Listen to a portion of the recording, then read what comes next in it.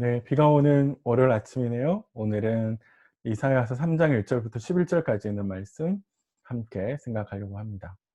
오늘 본문은 요렇게 구성되어 있습니다. 크게 두 가지 부분인데요. 하나님께서 심판하셔서 유다가 정치, 사회적으로 혼란을 겪게 되는 모습이 하나 요렇게 그려지고요. 또 다른 하나는 왜 하나님께서 이렇게 심판하시게 됐는가? 그래서 혼란의 신학적인 배경에 대해서 살펴보는 단락이 하나 요렇게 있습니다. 그래서 크게 요렇게 되어 있고요. 우리 매일 성경은 12 절까지 잘랐는데 12 절은 13절 이하로 붙이는 게 좋을 것 같습니다. 지도자와 관련해서 이야기를 하고 있기 때문에요. 내일 요 시간에는 12절 살펴보겠습니다. 하나씩 좀 같이 살펴볼까요? 오늘 보면 첫 번째는 하나님께서 유다가 의지하는 바를 다 제거하시겠다 이렇게 선언을 하시는데요. 그래서 양식과 물, 사실 그 양식과 물은 이스라엘 유다의 어 경제력을 의지하는 것, 그들이 가지고 있는 경제를 의지하는 것, 이걸 고발하는 것이고요. 용사와 전사는 군사에 대해서 의지하는 것, 그리고 재판관, 선지자, 이거는 행정적으로 그들이 의지하는 것에 대해서 하나님께서 고발하시는 것을 이야기합니다. 그러니까 하나님께서 이걸 제거하겠다라고 이야기하시는 것은 유다가 의지하는 것을 모두 다 제거하겠다라고 이야기하는 것이고, 그럼으로써 사실 그들이 진짜 의지해야 될 분은 하나님이시다라고 하는 것을 보여주시겠다라고 이해할 수 있습니다. 이걸 거꾸로 뒤집어 말하면요. 하나님 외에 우리가 의지하는 모든 것들은 다 우상입니다. 이렇게 선언하고 있다라고 볼 수 있습니다. 자, 그래서 그 결과가 어떻게 될 거냐? 유다는 매우 굉장히 혼란한 상황에 빠지게 된다라고 이야기하고 있는데요. 첫 번째는 고관이 된 소년과 아이들입니다. 소년과 아이들이 고관이 된다라는 말은요. 경험이나 지식이 없는, 그러니까 사실은 올라가면 안 되는 자리에 이들이 올라갔다라고 이야기를 하고요. 요 말은 나중에 지도자들을 비판할 때 이사야가 다시 한번 씁니다. 질서가 없고 혼란이 왔기 때문에 사실 백성 간에 학대가 일어나고 서로 잔해하고 또 교만한 모습들을 보이게 됩니다. 왜냐하면 사회의 모든 규범과 전통이 무너져 버리기 때문에 그렇죠. 그래서 그걸 가장 극적으로 보여주는 예가 옷 한 벌만 있어도 지도자로 사람들이 추앙하려고 하는 그런 시대를 맞이하고 있다라는 것이죠. 그래서 지도자를 구할 수 없는 극도의 혼란기가 오게 될 거다라고 하나님께서 이야기하십니다. 그리고 실제로 이것은 유다의 멸망 당시에 보여주는 내용이기도 하죠. 그래서 사실 하나님께서 모든 분야의 권위를 제거하시고, 그래서 유다는 매우 극심한 혼란과 무질서에 빠지게 되는 겁니다. 이걸 통해서 우리에게 경고하시고 가르쳐 주신 건 뭐냐면 하나님이 모든 것을 붙들고 계시다라고 하시는 것이고, 하나님이 붙든 것을 놓는 그 순간에 유다는 매우 혼란에 빠지게 된다라고 하는 것을 생각하게 하죠. 두 번째 단락은 왜 하나님께서 이렇게 심판하게 되셨냐? 그건 결국 그들이 여호와를 거역했다라고 하는 것인데요. 특별히 선지자는 언어와 행위를 통해서, 우리 성경에는 이제 혀라고 표현되어 있는데요. 이게 언어이죠. 사실 이것은 하나님을 불신하는 말을 그들이 한 것이고, 그리고 그들의 행위를 통해서 여호와가 보고 계심에도 불구하고 거역했습니다. 행위에 대해서는 구체적으로 한 두 가지 나오는 것 같아요. 그들의 안색이 불륜하게 증거했다. 이게 참 알아듣기 어려운 말인데, 아마 이웃을 착취의 대상으로 여기고, 그래서 사실 이웃을 사랑하는 것이 아니라 자신의 이득을 위해서 이웃의 것을 빼앗는 그런 모습을 이야기하는 것 같고요.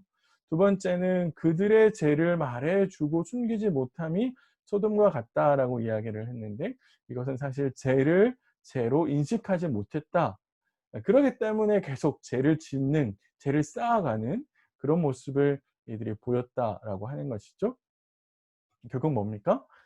스스로 하나님의 재앙을 불러들인 것이죠. 그러니까 하나님의 재앙을 스스로 자처한 겁니다. 죄악이 너무 오래되어서 그 죄악이 이제는 삶으로 정착한 그런 매우 악한 상황이 되어 버렸습니다.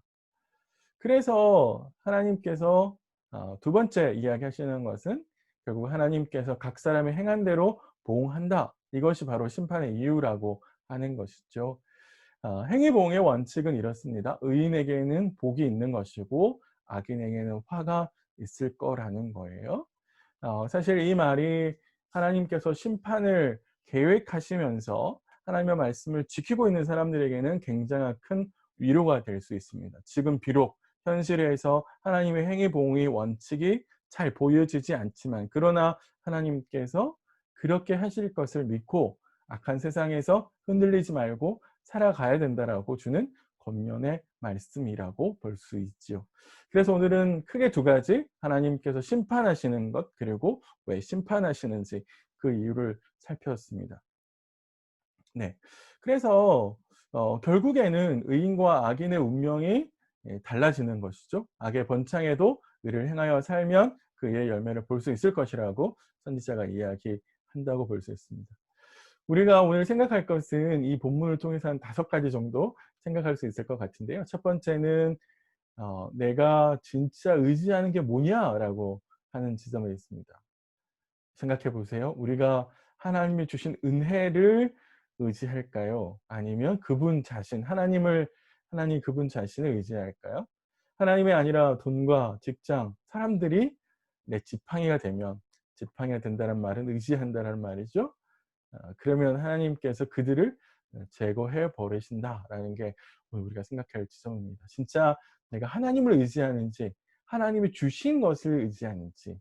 하나님 주신 것을 의지하면 하나님을 우상처럼 섬길 수 있게 됩니다. 자, 두 번째 생각해야 될 것은 뭐냐면, 우상이라고 하는 것은 개념입니다. 하나님 외에 내가 의지하는 모든 것이 다 우상이 되는 것이죠. 내가 내려놓으면 죽을 것 같은 거 있잖아요. 지금 포기하면 살 수 없을 것 같은 거. 그것이 바로 내가 의지하는 지팡이이고 우상입니다. 한번 생각해 보세요. 하나님 외에 내가 진짜로 붙들고 있는 게 뭐냐? 내 삶에 있는 우상은 뭐냐? 한번 생각해 보시면 좋겠습니다. 세 번째는 유다의 혼란이 그들이 하나님을 버린 결과라고 하는 지점에 있습니다. 정리되지 않은 내 일상, 또 먼지처럼 일어나는 일상의 문제들이 계속 반복되는 건 하나님이 어쩌면 우리에게 경고하는 사인일 수 있다는 거예요.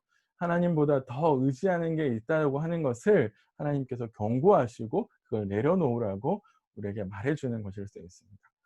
꼭 내 안에 이런 것들이 계속 반복되고 있지 않은지 한번 생각해 보시고요. 네 번째는 내 일상의 말과 행동이 내가 하나님을 믿고 신뢰하는지를 보여준다고 하는 지점에 있습니다. 또 특별히 내 말과 행동은 내가 하나님을 어떻게 생각하고 어떻게 여기고 있는지를 알려주는 거거든요.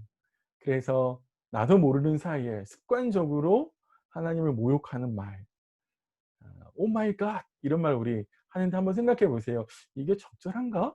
이게 하나님을 혹 모욕하는 그런 말은 되지 않는가 한번 생각해 보시면 좋겠고요. 또 하나님을 불신하는 습관적인 행동, 우리 각자의 삶의 모습에 따라서 다 다를 수 있는데요. 내가 어떤 지점에 있어서 하나님을 습관적으로 불신하는지 한번 생각했으면 좋겠습니다. 마지막으로 5번째요. 우리가 기억해야 될 것은 내가 뿌린 의로운 삶은 반드시 복된 결과로 돌아온다는 겁니다. 어렵고 힘든 상황들을 우리가 걸어가고 있긴 한데, 그럼에도 불구하고 말씀을 기준으로 결정하고 행동하는 신앙의 삶을 포기하지 말아야 합니다. 저는 오늘 우리 아침 묵상을 함께 보고 계시는 우리 모든 성도님들이 그런 하루가 되셨으면 좋겠습니다. 말씀으로 결정하고 말씀으로 기준을 삼아서 오늘 하루도 내게 주어진 역할을 최선을 다하는 그런 하루가 되셨으면 좋겠습니다. 오늘 하루도 그런 복된 날 되시기를 바라고요. 저는 내일 아침에 다시 찾아뵙겠습니다. 하루도 평안하십시오.